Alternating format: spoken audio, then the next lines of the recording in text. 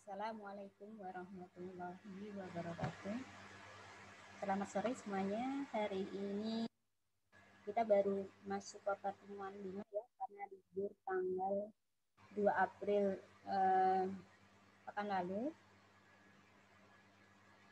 Nah, jadi nanti untuk pertemuan 6, jadi akan saya bahas di kelas pengganti, insya Allah besok di jam yang sama sesuai jadwal hari ini, yaitu jam 18.30 sampai 21.40.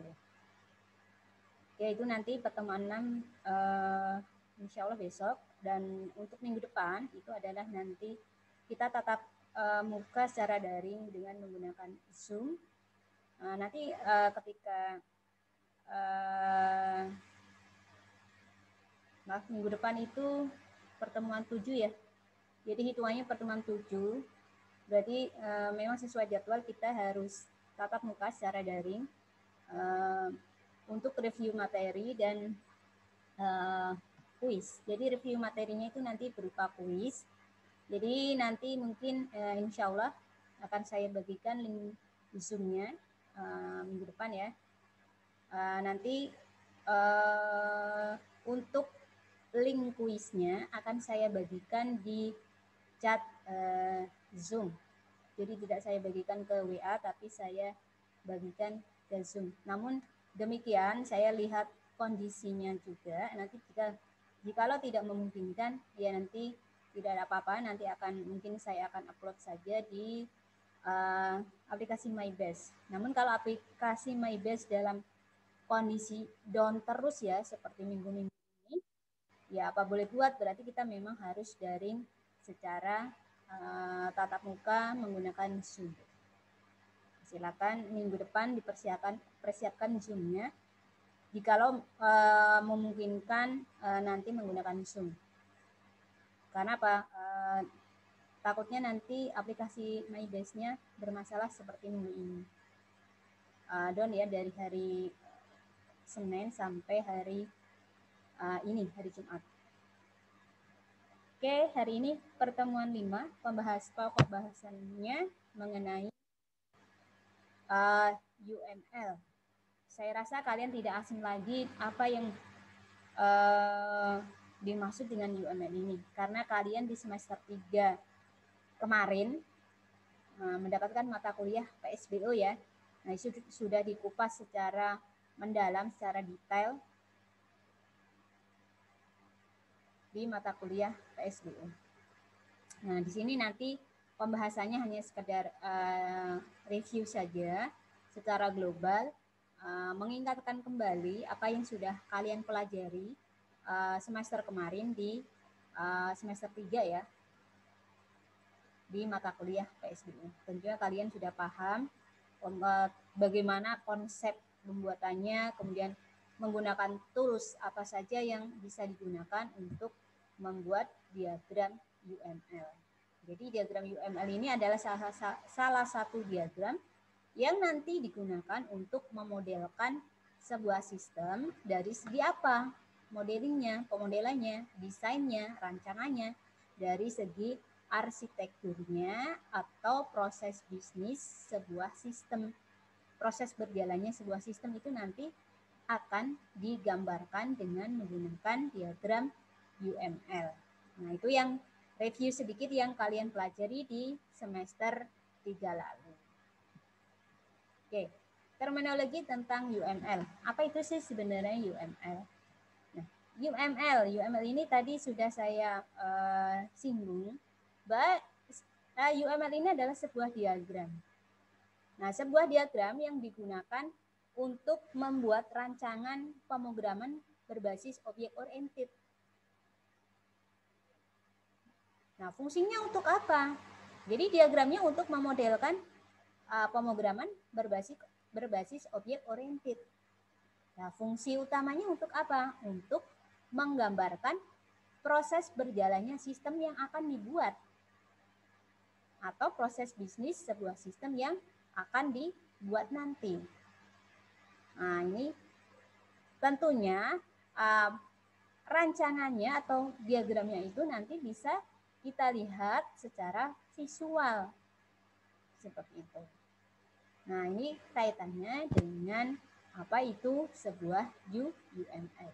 Jadi UML ini adalah sebuah diagram untuk memodelkan atau untuk membuat rancangan arsitektur program berbasis objek oriented.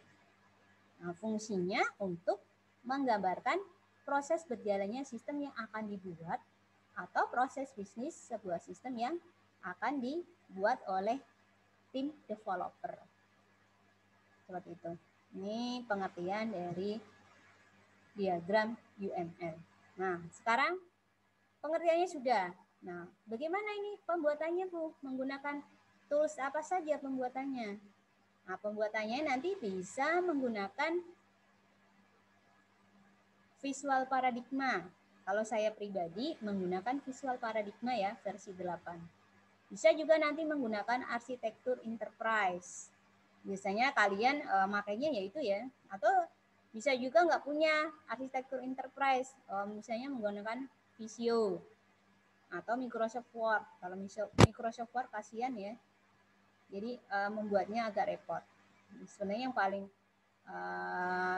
mudah digunakan itu ya arsitektur enterprise dan visual paradigma. Nah, kalau visual paradigma ini versinya banyak. Bisa menggunakan versi yang saya gunakan, versi 8 ya, atau versi terbaru 2016 kah, atau yang versi 20 atau versi berapa. Kemudian selain itu menggunakan ROS atau Argro UML. Atau Visio tadi sudah ya. ROS sudah, kemudian Argro UML, bisa Power Design dan lain-lain. Tapi yang sering digunakan yang mungkin bisa memudahkan yaitu tadi kalau BSI biasanya rata-rata menggunakan arsitektur enterprise. Bahkan kalau biasanya kalau saya yang ngajar biasanya saya suruh menggunakan visual paradigma ya. Karena visual paradigma itu banyak sekali diagramnya yang bisa digunakan. Jadi nggak hanya UML saja yang bisa digunakan untuk membuat diagram satu diagram saja. Jadi banyak nanti di visual paradigma. Nah, bisa membuat flowchart, kemudian LRS, kemudian diagram struktur bisnis ya, kemudian untuk mendesain interface. Jadi untuk membuat desain antar muka atau interface itu juga bisa menggunakan visual paradigma. Ya, pokoknya banyak sekali desain yang bisa dibuat dengan menggunakan visual paradigma karena tools-tools yang disiapkan juga banyak di dalam. Nah, silakan kalau ada yang tertarik, belum ada di laptopnya satu software pun untuk membuat UML, silahkan di-download saja visual paradigma. Atau bisa juga menggunakan arsitektur enterprise. Karena mau tidak mau nanti kan TA kalian menggunakan diagram ya, kalau perancangan sistem. Jadi rata-rata biasanya nanti kalian TA-nya ngambilnya perancangan sistem yang gampang, nggak buat program. Nah, tentu saja nanti untuk perancangan arsitekturnya menggunakan diagram UML. Nah, mau nggak mau kan kalian harus punya software-nya. Seperti itu. Oke, kaitannya dengan tools atau software yang digunakan untuk membuat UML. Nah, sekarang kita masuk ke bagian-bagian dari diagram UML yang dibahas. Nah, di APSI ini kan hanya fokusnya tidak UML ya, jadi secara global nanti mencakup semuanya. Nah, salah satunya adalah UML. Jadi di review ulang. Sebenarnya kan kemarin detailnya kalian sudah mendapatkan di mata kuliah PSBU. Oke, masuk ke jenis-jenis diagram UML. Yang pertama ada use case. Nah, use case ini nanti sebuah diagram UML yang nanti fungsinya adalah menggambarkan proses komunikasi atau interaksi yang dilakukan oleh aktor pada sistem.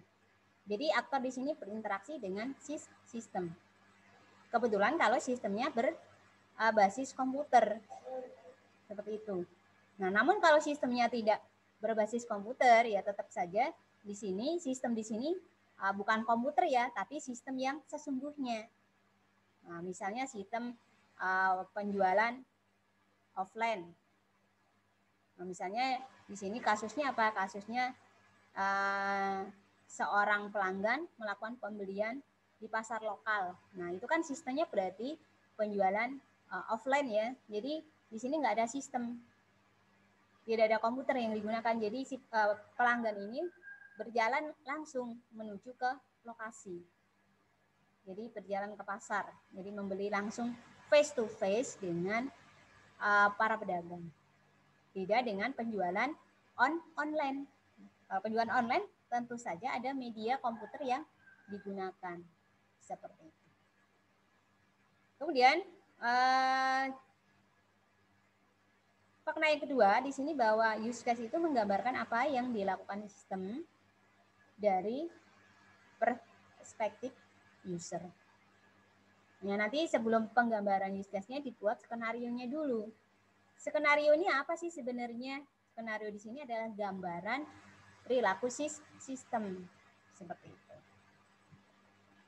Nah, namanya menggunakan sebuah media ya, tentunya di sini tentunya pasti ada keuntungan dan kelebihan yang didapat oleh si user. Nah, pertama ini keuntungan apa yang didapat di sini? Nah, di sini nanti bisa untuk membuat atau memenuhi kebutuhan fungsional dari perspektif user. User. Kemudian memberi deskripsi yang jelas dan konsisten dari apa yang seharusnya dilakukan oleh sistem. Kemudian sebagai dasar untuk membentuk tes sistem. Kemudian menyediakan kemampuan untuk melacak kebutuhan fungsional ke dalam kelas aktual dan operasi sistem. Nah, simbolnya ini nanti banyak ya. Jadi komponen dari masing-masing diagram itu nanti berbeda-beda. Walaupun nanti ada yang sama. Yang sama ini kebanyakan relasi ya. Jadi relasi ini nanti hampir mungkin ada yang sama. Mungkin antara 2 diagram, 3 diagram relasinya ada yang sama. Oke, yang pertama simbolnya atau komponennya yang pertama adalah aktor. Aktor ini ada 2. Jadi aktor di sini ada 2. Bisa aktor sistem,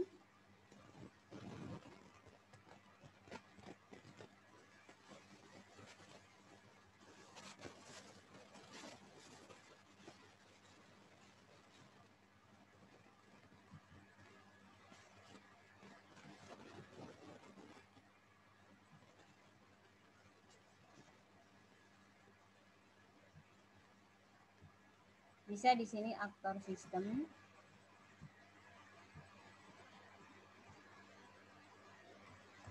Di sini aktor ada 2 ya.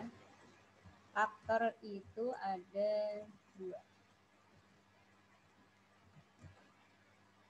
Yang pertama, aktor manusia.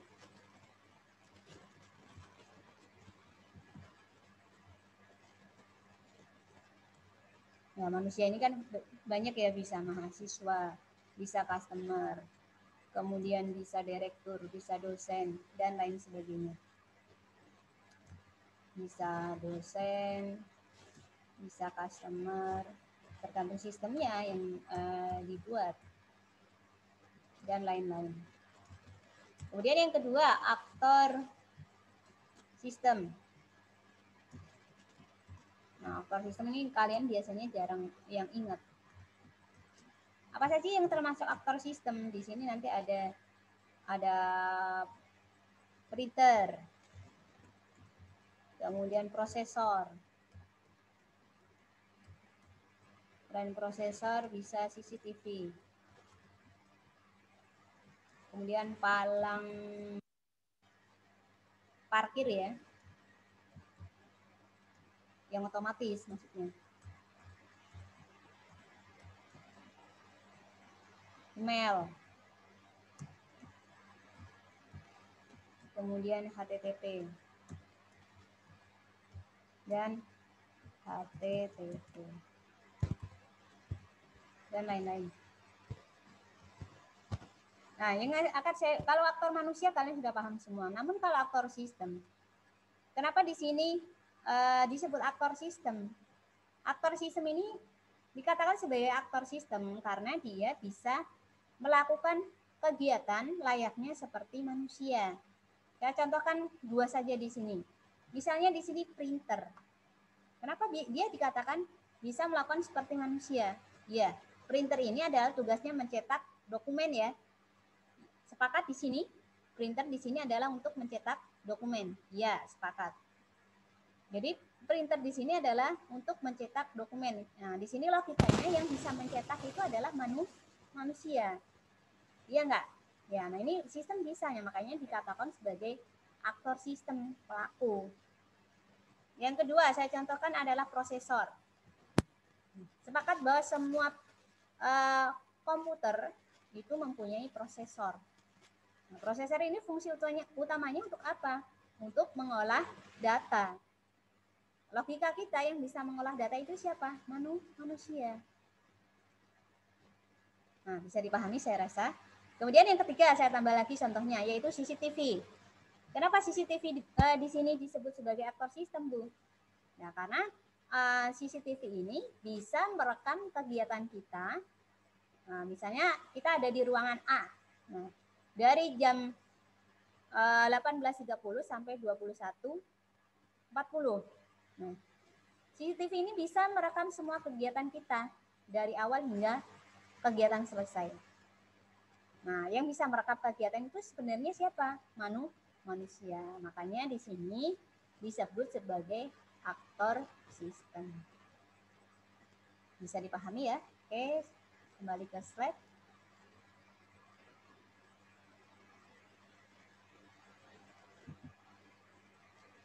Oke, aktor. Aktor ini menggunakan kata benda ya.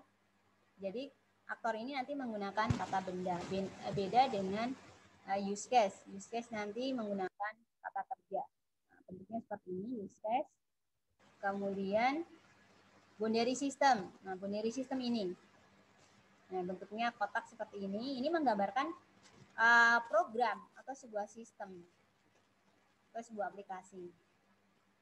Makanya tadi saya berikan contoh tadi dua perbedaan penjualan online dan penjualan offline. Nah, penjualan online misalnya di toko Lazada. Nah, ini kan kalian kalau beli pasti menggunakan ini komputer atau HP untuk mengakses situsnya. Beda dengan penjualan offline tadi yang dimana customernya langsung datang dan beli secara face to face dengan penjualnya secara langsung. Nah, ini ya. Jadi nanti kalian harus paham mengenai penggunaan binary system ini. Jika sistemnya sudah menggunakan komputer, ya harus menggunakan binary ini. Namun jika sistemnya masih manual, apa-apa dilakukan secara face to face, secara menggunakan tangan tanpa media mesin satupun, nah itu dikatakan sistemnya masih manual tanpa menggunakan binary seperti ini. Nah, di sini ada interaksi antara aktor ke sistem ya. Nah, seperti ini. Nah, kemudian selanjutnya yang kedua adalah activity diagram. Activity diagram ini fungsinya nanti untuk menggambarkan proses berjalannya sistem atau proseduralnya atau proses bisnisnya atau proses berjalannya sistem. Ini activity diagram. Nah, untuk simbolnya banyak.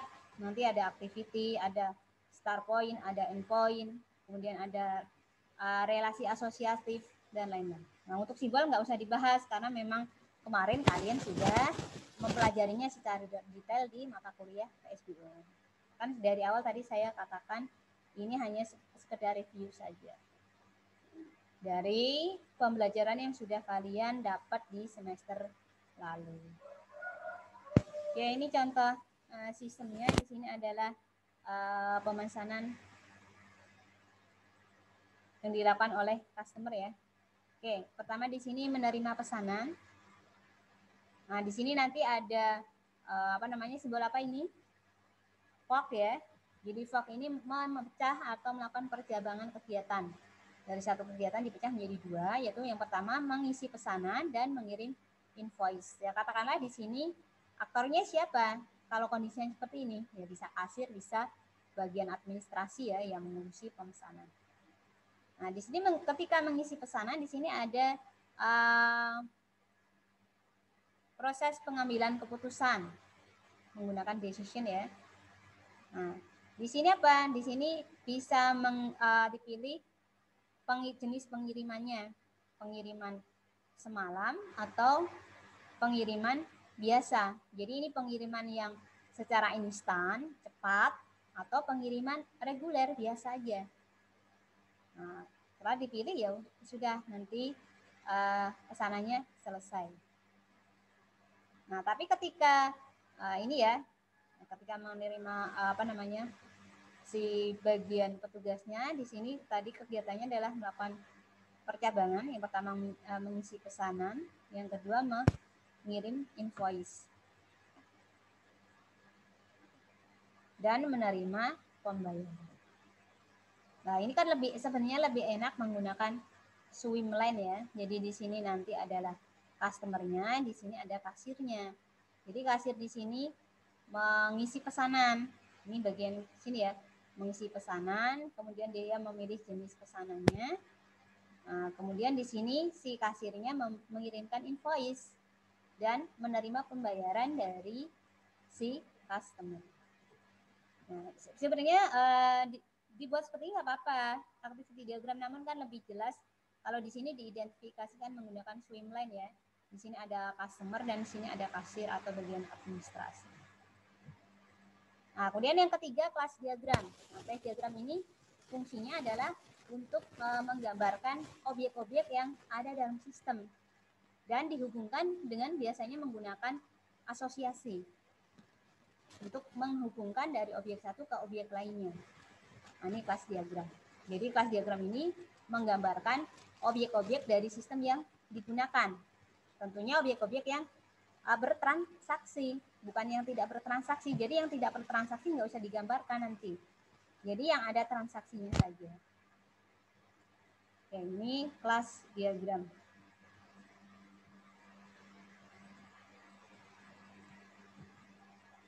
Nah, contohnya di sini adalah susunan asosiasi ya.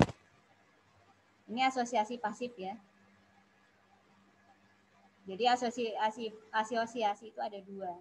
Asosiasi biasa itu yang garis lurus biasa, dan asosiasi pasif, jadi yang punya panah, namanya asosiasi pasif. Ini pesanan, gunakan pesanan.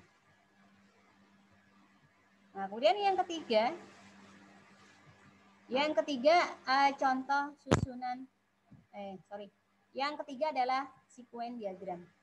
Nah, sequence diagram ini fungsinya untuk apa? Nah, jadi sequence diagram ini adalah sebuah diagram yang berfungsi menggambarkan proses pengiriman pesan dari objek satu ke objek lainnya berdasarkan waktu. Jadi proses pengiriman pesannya apa? Ditunjukkan dari ini. Dari ini ya, ini namanya asosiasi. Ini untuk mengirimkan pesan. Jadi simbol-simbol ini mengirimkan pesan si pengguna misalnya memasukkan kasusnya adalah di ATM ya. Jadi si pengguna mau mengambil atau melakukan transfer atau mengecek saldo di sebuah ATM. Nah, di sini si pengguna memasukkan kartu ke ATM, ini katakanlah ini ATM-nya. Kemudian nanti ada validasi dari controller. Ini ada validasi kartu. Kemudian di sini database-nya atau tabelnya menyimpan nomor PIN-nya tadi ya yang dimasukkan oleh pengguna. Nah, kemudian setelah cocok sesuai, nah di sini nanti transaksinya sudah selesai, ya, kartunya dikeluarkan.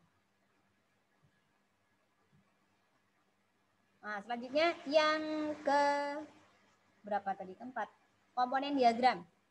Nah, komponen diagram ini nanti merupakan sebuah diagram yang digunakan untuk menggambarkan hubungan antar perangkat lunak dalam sebuah sistem. Nah, ini misalnya sistem penyewaan online atau rental ya, rental online. Nah, ini aplikasinya menggunakan apa saja ini?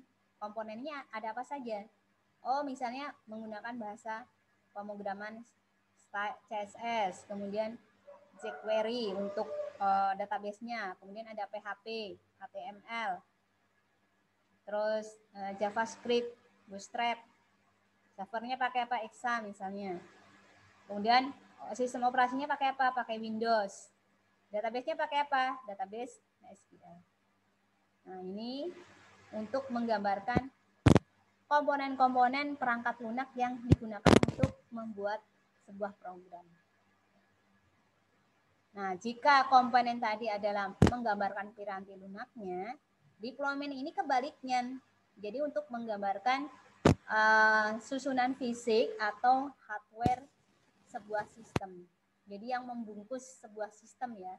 Jadi pembungkusnya. Jadi deployment diagram ini adalah pembungkus piranti lunak. Nah, di sini web server di sini ada apa saja?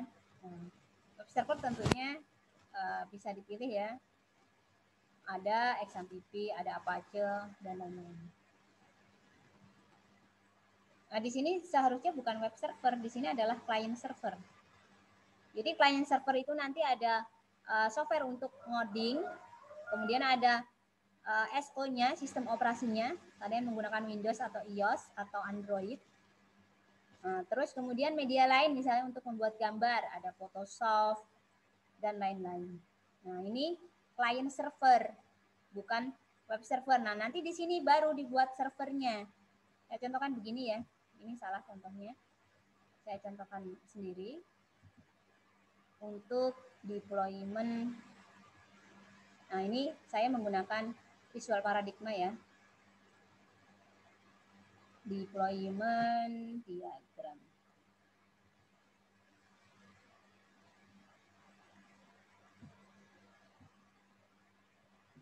Nah, di sini ada client server.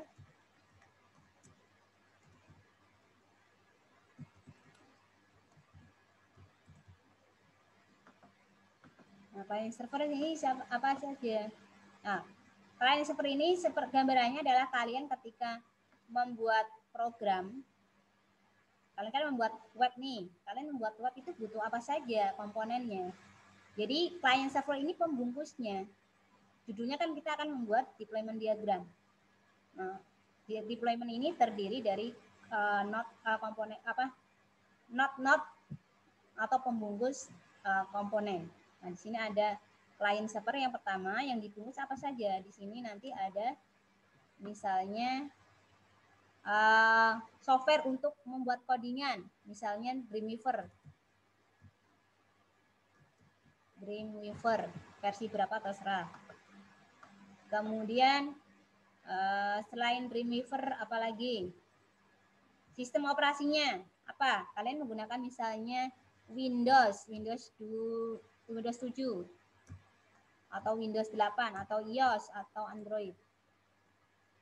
Windows. Kemudian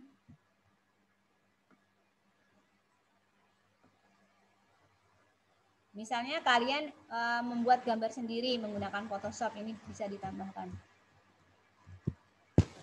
Photoshop. Nah, ini nanti dihubungkan ya dengan menggunakan dependensi. Nah, dependensi di sini adalah menggambarkan saling ketergantungan antara objek satu dengan objek yang lain.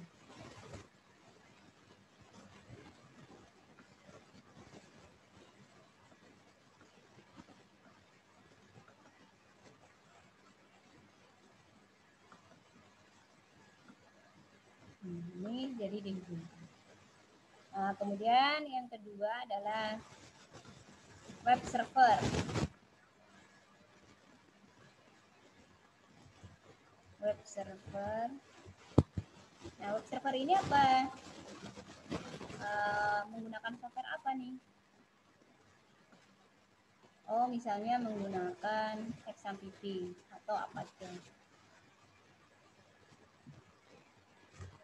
Apache. Nah, ini menggunakan nanti asosiasi atau link.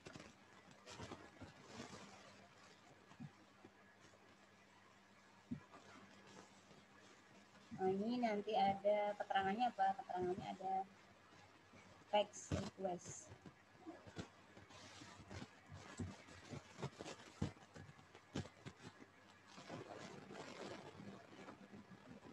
Kemudian yang ketiga adalah database-nya. Nah, di sini database. Database kalian menggunakan bahasa pemrograman apa? Jangan salah, database itu nanti bahasa pemrogramannya ada apa? Di sini biasanya kalian menggunakan MySQL. Jadi MySQL itu bukan software ya, biasanya kalian di spesifikasi file ya, kalian sebut web server itu nanti MySQL. Jadi ya salah, MySQL itu bahasa pemrograman database. Nah, ini relasinya atau asosiasinya adalah database request.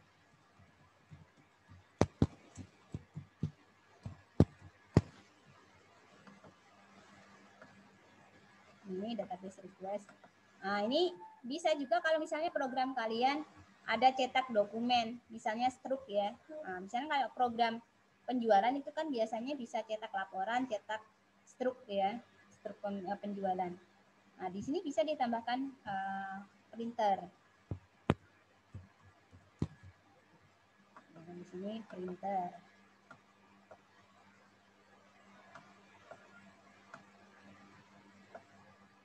Printer di sini tipenya menggunakan apa?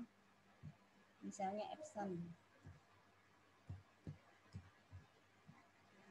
Nah, ini ya, dihubungkan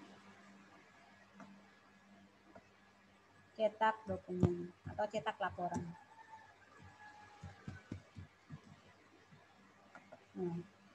Nah, jadi yang benar seperti ini. Jadi web server nanti itu Apache sendiri. Jadi client server kalau bisa client server ini disendiriin. Jadi ini tools-tools yang digunakan untuk membuat programnya, membantu membuat programnya. Oke, ini ya bisa dipahami. Jadi lebih mudah ini kalau menggunakan apa namanya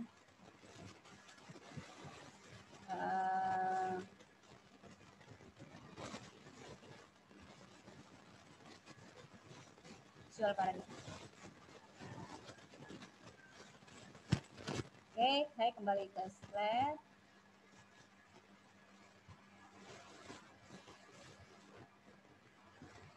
Oke, selanjutnya studi kasus perpustakaan. Pertama, ini yang dinamakan proses berjalannya sistem atau proses bisnis ya. Nah, di sini proses pertama ada pendaftaran anggota. Nah, pendaftaran anggota ini ya biasa calon anggota datang, menyerahkan persyaratan dan seterusnya. Kemudian yang kedua pengolahan. Nah, pengolahan ini tentunya ada aktor petugas ya yang mengelola data. Kemudian yang ketiga peminjaman. Di sini pasti nanti ada dua aktor yang berperan. Yang pertama ada anggota meminjam, kemudian menyerahkan buku yang dipinjam kepada petugas. Pengembalian juga sama, nanti ada dua aktor yang berperan. Ada anggota yang mengembalikan buku dan petugas yang menginput buku yang dikembalikan, ada denda atau tidak. Nah, ini pembuatan use case diagramnya. Ini ada anggota, ada petugas, ada pengunjung. Nah, pengunjung tentunya saja di sini kan hanya melihat katalognya ya, kan dia belum menjadi anggota. Namun ketika dia sudah menjadi anggota, nah di sini nanti dia bisa melakukan peminjaman buku. Nah, petugas di sini bisa mengelola pendaftaran, kemudian mengelola peminjaman, mengelola pengembalian. Oke. Kemudian activity diagram. Nah, activity diagram di sini tentunya nanti ada 3 aktor juga. Di sini nanti ada calon anggota yang mau mendaftar, kemudian anggota yang sudah menjadi mendapatkan kartu dan mau meminjam, dan di sini ada petugas. Ini yang dikatakan tadi swimlane ya. Jadi enaknya kalau membuat activity itu menggunakan swimlane atau biasa aja, Bu. Nah, kalau saya pribadi enaknya menggunakan swimlane karena di sini jelas kegiatannya ya, aktornya. Jadi aktor di sini jelas, aktornya siapa, kegiatannya apa saja jelas di sini. Nah, daripada tadi menggunakan tipe yang seperti ini. Nah, seperti ini kan, ya ini bisa dibaca juga, namun kan di sini kurang begitu jelas. Di sini aktornya ada siapa saja. Oh, di sini pemesanan, tentunya pemesanan di sini ada customer yang mesan dan ada petugas. Petugas ini sih bisa kasir, bisa bagian administrasi lainnya. Nah, ini ya, jadi kurang begitu jelas karena di sini hanya dibuat secara global seperti ini. Beda dengan yang tipe ini yang menggunakan swimlane. Nah, ini kelas diagram. Nah, sebenarnya untuk kelas diagram ini juga masih salah ya. Nah, di sini login itu nggak usah. Ya, di sini semua sepakat bahwa admin itu kan memang jika masuk ke sistem pastinya dia login dulu. Nah, di sini nggak usah sebenarnya.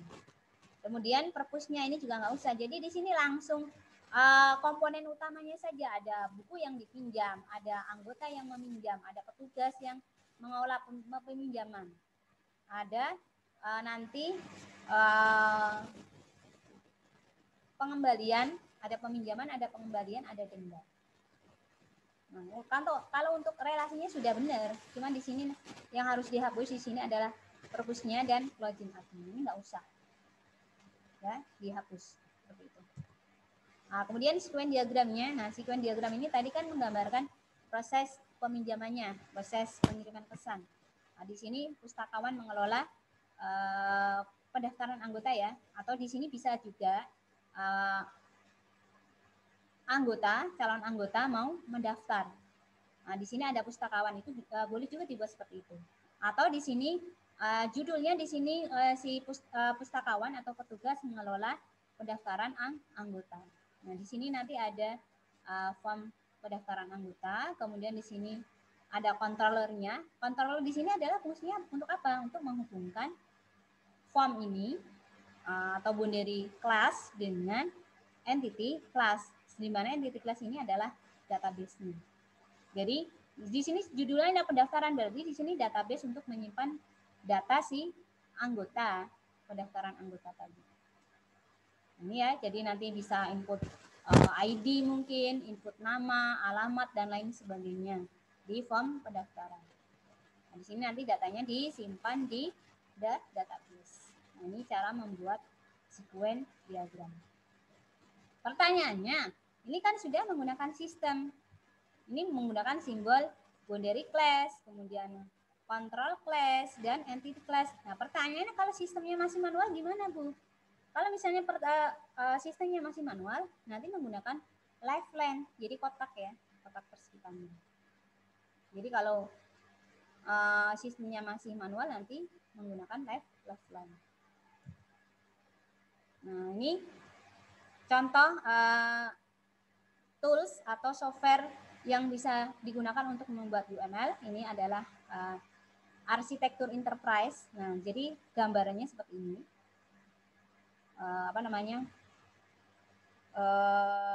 Wujudnya ya.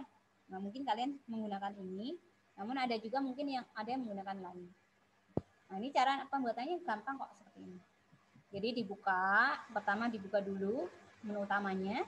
Nah, terus nanti dipilih mau membuat apa, mau membuat diagram kelas misalnya. Tinggal dipilih, nanti ada pilihan kelas diagram, activity, dan lain sebagainya. Tergantung dari diagram yang akan dibuat.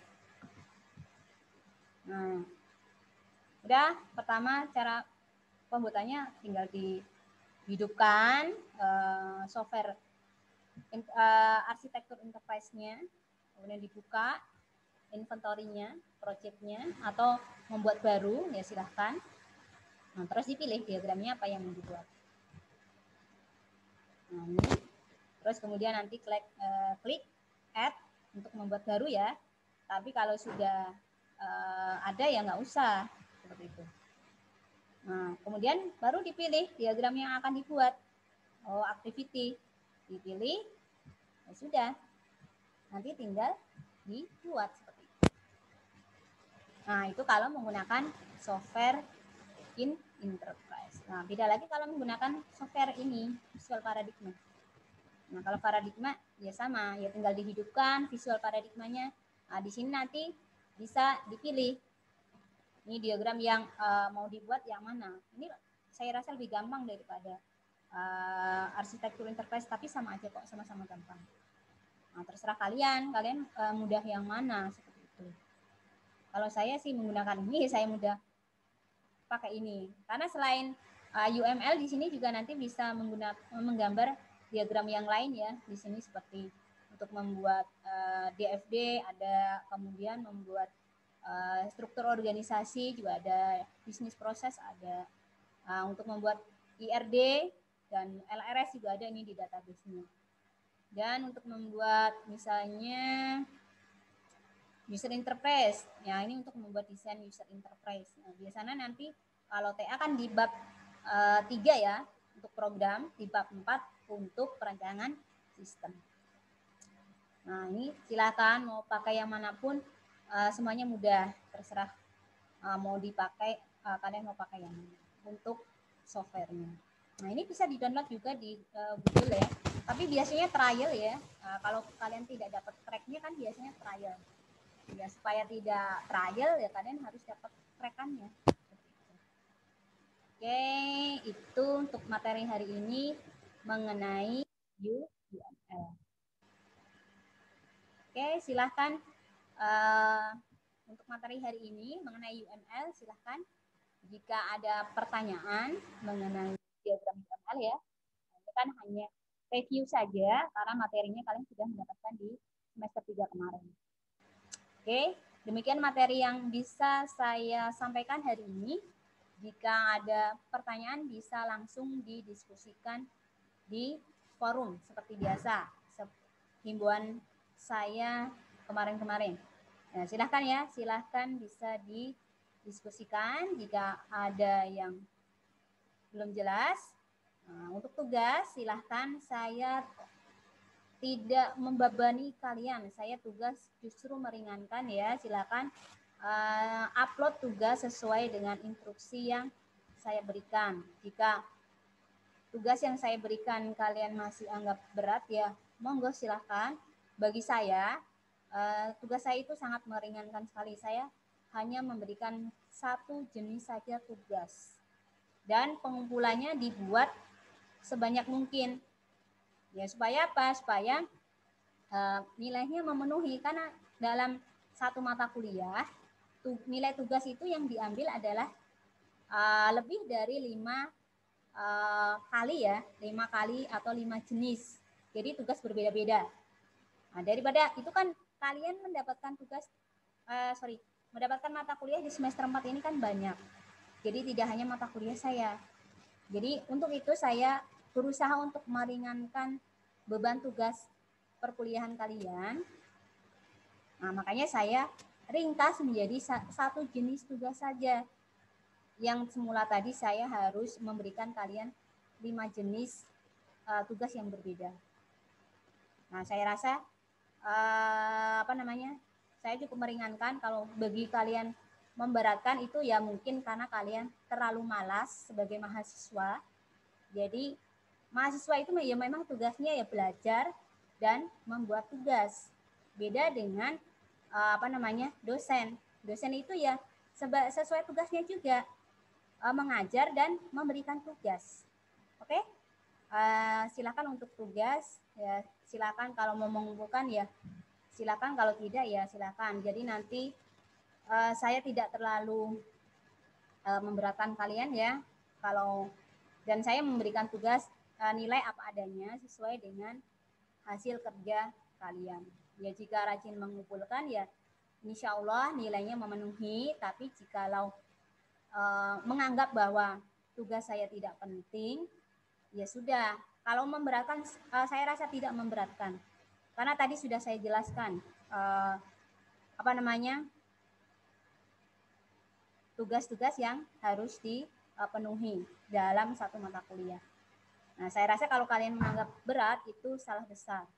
Jadi justru di mata kuliah saya, justru saya meringankan beban kalian karena saya ya tahu bahwa tugas itu tidak hanya di mata kuliah saya saja. Untuk itu saya hanya konsisten dari awal sesuai dengan yaitu tugas juga sesuai dengan slide yang ada di mata kuliah APSI. Bukan murni saya yang mengerjai kalian. Nah, karena tugas itu kan sesuai dengan 4 mata kuliah ya, itu saling berkaitan. APSI, MPSI, kemudian metode penelitian, dan web programming. Nah, itu kan satu kesatuan yang dibuat satu tugas, yaitu makalah untuk mata kuliah saya. Ya mungkin kalau di web programming nanti bisa 2, programnya ataupun makalah. Tapi kalau di saya, programnya nggak usah dijalankan, cukup nanti outputnya dibuat di implementasi. Nah, kalau programnya kan implementasinya nanti di web programming 2 atau web programming 1 ya, mungkin baru semester 4 web programming 1. Oke, silahkan jika ada yang belum jelas ya bisa langsung didiskusikan ya. Oke, saya akhiri untuk materi hari ini, kurang lebihnya mohon maaf. Wassalamualaikum warahmatullahi wabarakatuh.